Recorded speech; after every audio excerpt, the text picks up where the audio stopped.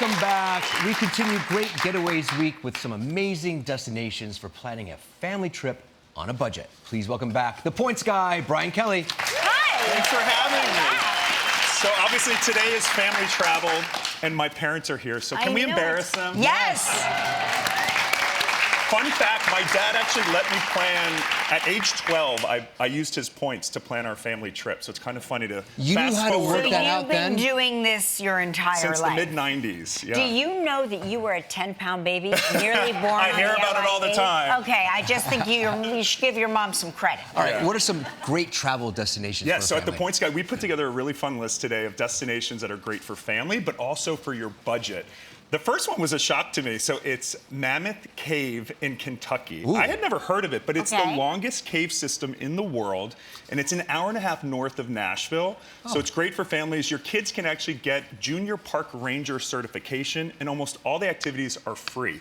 And the lodging is around $100 a night. There's all sorts of different cheaper hotels, so it's a great Incredible. place. Educational, too. And get out in nature. And near Nashville, which and is you can great. tack it onto Nashville. So Yeah. you get a little bit of that, and then Wow. get great activities. What's next? Cocoa Beach, Florida. Oh, So I know- I've been there. Yeah, most, I've been there. You know, most people think Orlando. Great surfing there. But hotel rates in Orlando have been crazy lately. So Cocoa Beach is an hour from Orlando. You can get for $200 a night beachfront hotels, and plus the space station Kennedy Space Center Yeah. is right there. So what better free activity for the kids if you time it around a launch? And also just add on, there's so many cute towns on that coast. St. Augustine is an awesome place to go. Old town. Yeah. Okay, what's next? All right, so Charleston, South Carolina, everyone knows. Yes. Great food town, historical, beautiful, but it actually has lots of great museums for kids. They've got the Mace Brown Museum, which has over 3,000 fossils, dinosaurs, cave bears. I didn't know what a cave bear was, but there were these humongous bears. And my nephew, Daniel, he loves fire trucks. Yeah. There's the North Charleston Fire Museum. It's the largest collection of fire trucks dating back to the 1700s. Incredible. Yeah, it's a fun little place to go. All Plus, right. great food. What else?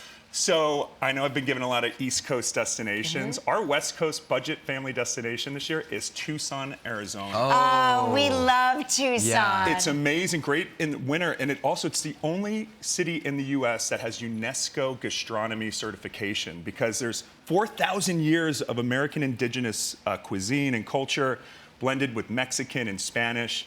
So great food, Saguaro National Park, and for the kids, you can still go to OK Corral, where they do standoffs between Wyatt Earp, Doc Holliday, and Those the are horse fun. thieves. Yeah, And for the parents, they make a great prickly pear margarita there. Yes. They For really sure. do everywhere Yes. you go. You need those. All right, we're gonna come back. When we come back, we'll have some more amazing travel destinations for families.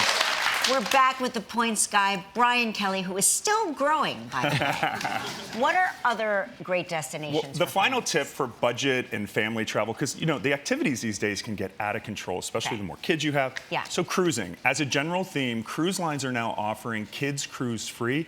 And the beauty of cruises is that once you pay, you lock in all the activities. For the most part, So it's all mostly everything's included. included. And So the if you've food. got to stick to a budget.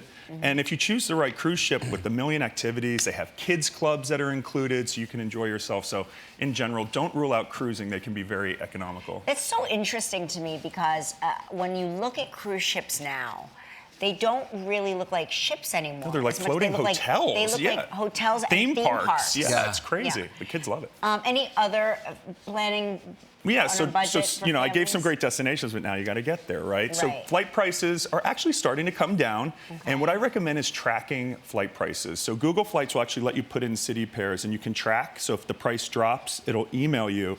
And my tip is when you see good fares, you book them because you've got 24 hours to cancel. So don't see a really great fare and then email your boss and your family and your friends because by the time you get approval, it's going to be gone. So I recommend book, and Book, within and that then 24-hour ask. period. But here's one other tip people don't realize is even after you book your flights, still track the prices. One of the cool things from the pandemic is most airlines will actually let you still rebook if the flight drops. They're not going to give you a refund, but they will give you a difference in fare. So you can use that for your next trip. Oh, So- that's great. What are some other tips? So internationally, you want to book at least 10 weeks in advance. And for skiing families, the price to ski out west has just skyrocketed. So the airfare to Europe this winter has dropped a lot. This summer was crazy. So if you wanted to go to Europe, summer airfare was through the roof.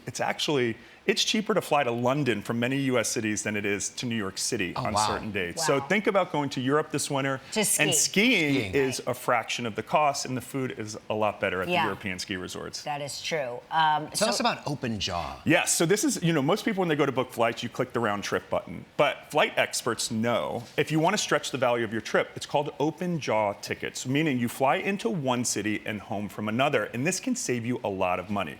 Let's take Mammoth Cave in Kentucky, right? So you want to go there. You can fly into Nashville. It's an hour and a half, but it's also an hour and a half from Louisville.